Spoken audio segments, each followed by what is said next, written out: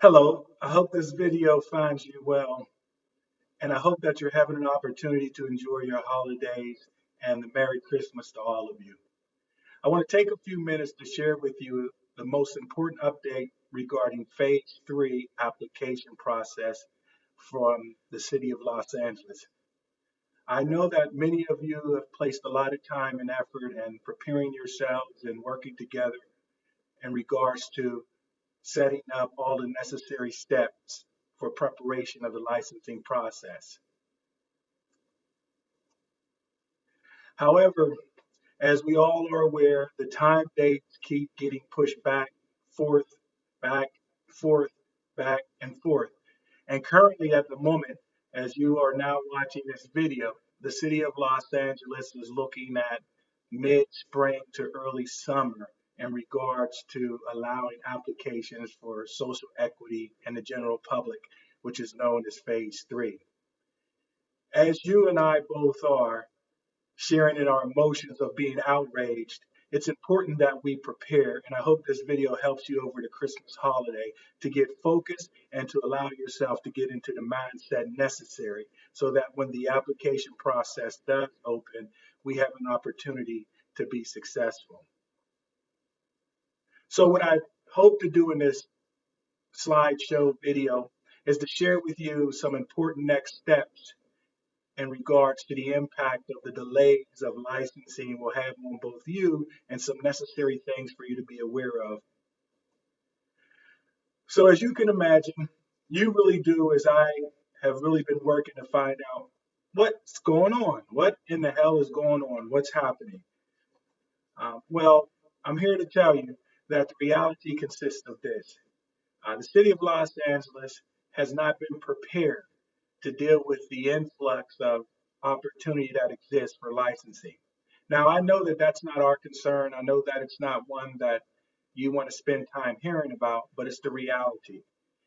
Just as 2 weeks ago, a new legislative ordinance change occurred dealing with the processing of licensing for the City of Los Angeles. So as the city continues to make its ordinance changes and gets its regulations in order, it just completed Phase 2 and barely made the timeline for those applicants to apply for a temporary state license. So you're saying, well, what does that have to do with me? Well, what it says is that we have to prepare ourselves to be intricately engaged in this process. So I want you to really focus on the following. I want you to really focus on doing what prepares your application to be the best and ready to go. And it doesn't mean sit back and be frustrated. It means take an active approach to what we need to do and what's happening in LA. So the first thing we want to do is we want to seek business partners. Look, I'm going to take a few minutes to share with you that one of the major concerns I have seen in the Phase 2 applications was these folks who I call funny money. They've got some connections in New York. They're flashy with their jeans, talking fast, saying I can move millions of dollars. And here's the reality. They traditionally and on a record basis can't move anything because in reality, a lot of the funders have found out that the regulatory scheme for cannabis that impacts Tier 1 social equity that says you have to have 51% for Tier 1, 33% for Tier 2. Investors aren't going for that. And so it's created a problem of funding, and then it's a lot of loose lips, but nobody's keeping it 100. In fact, I want to tell you that what I hope to teach you and what I hope that we can work in our partnership is how to have a sustainable cannabis business. So there's a lot of workshops going on. There's a lot of people talking about doing the application, but I beg to differ that there are very few who are talking about making sure your business is sustainable. And I want to spend a second to share with you some history about what's going on for people that have gotten their licenses. If you look at the industry across both the United States and Canada, there are a lot of acquisition and mergers going on. Well, I have to tell you as a student of business that shows that the business entities have not been able to sustain the turbulence of the industry. What does that mean? In other words, the shit's real shaky and nobody wants to maintain operations when the profits are what they predict. I'm telling you, if you stick with me, allow me to guide you, you're going to build one hell of a business that's going to be sustainable and prove that it was the right decision for the city of Los Angeles to focus on licensures. And also, I want to tell you another thing that's happening with these funders, and I won't get too much into it because the video can get long, and I'm going to have some webinars and more videos for you. Even over the holidays, I want to talk about your business and why it's important to start now before the application of building your network, securing your supply chain. Look, this is real talk.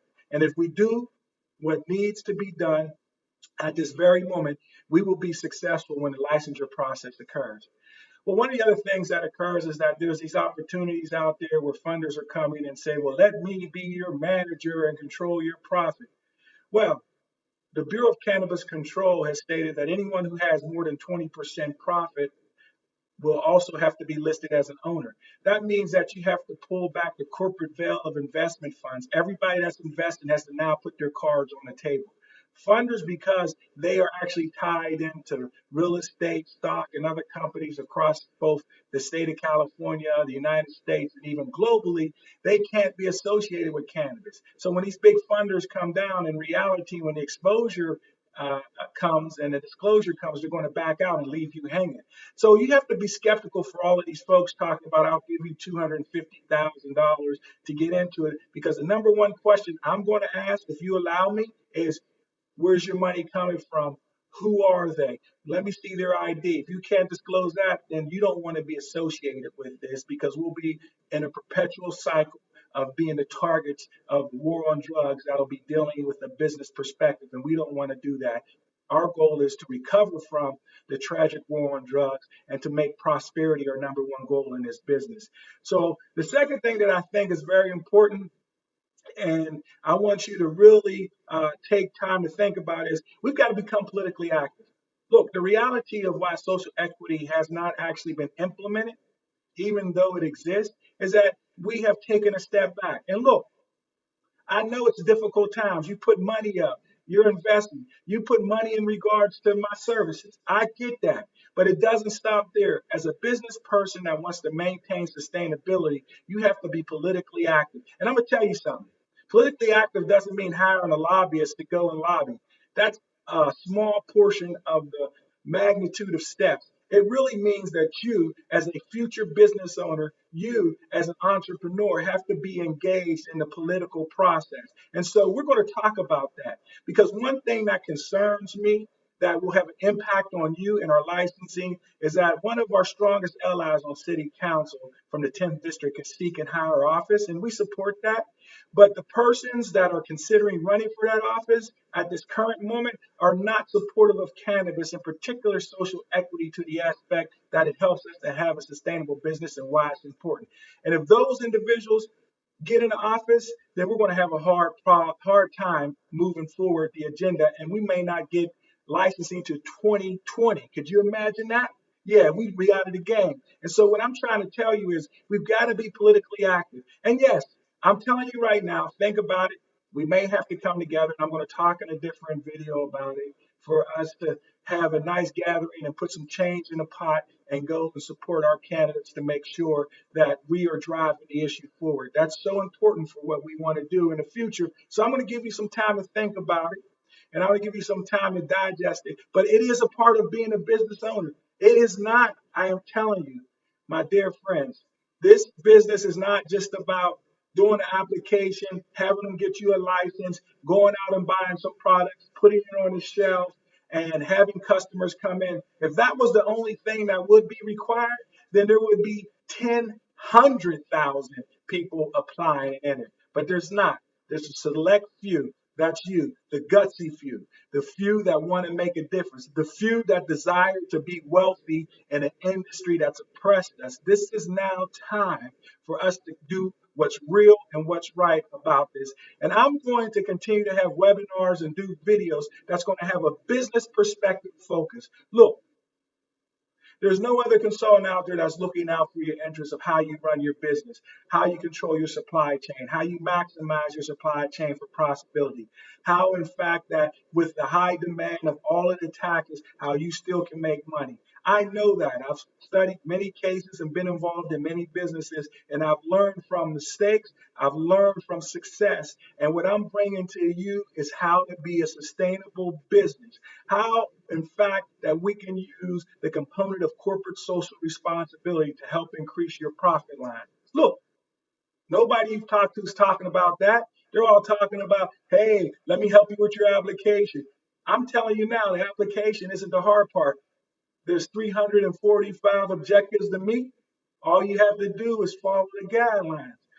That's not the issue. The issue is how do we follow those guidelines and create in the process your business that's sustainable? How are you building the community ties to ensure that you can get past your neighborhood council?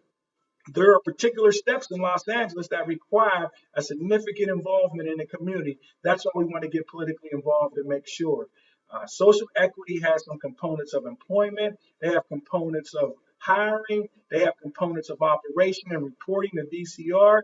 And I just want to say to you that in order for us to be successful, we all have to really understand and come together about the challenges and nuance. And I'm telling you, now is the time for us to begin that process. So enjoy your holidays. Enjoy the work that's ahead of you.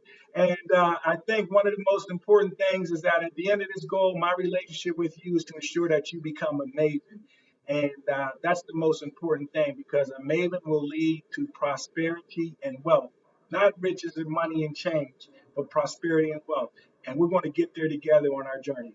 God bless, and I look forward to working with you in the new year. And I've got a few more shout outs coming to you. Just keep it at 100 in these videos, and we're going to do webinars. But I just want to be in contact with you to make sure we get this thing done. Take care. God bless.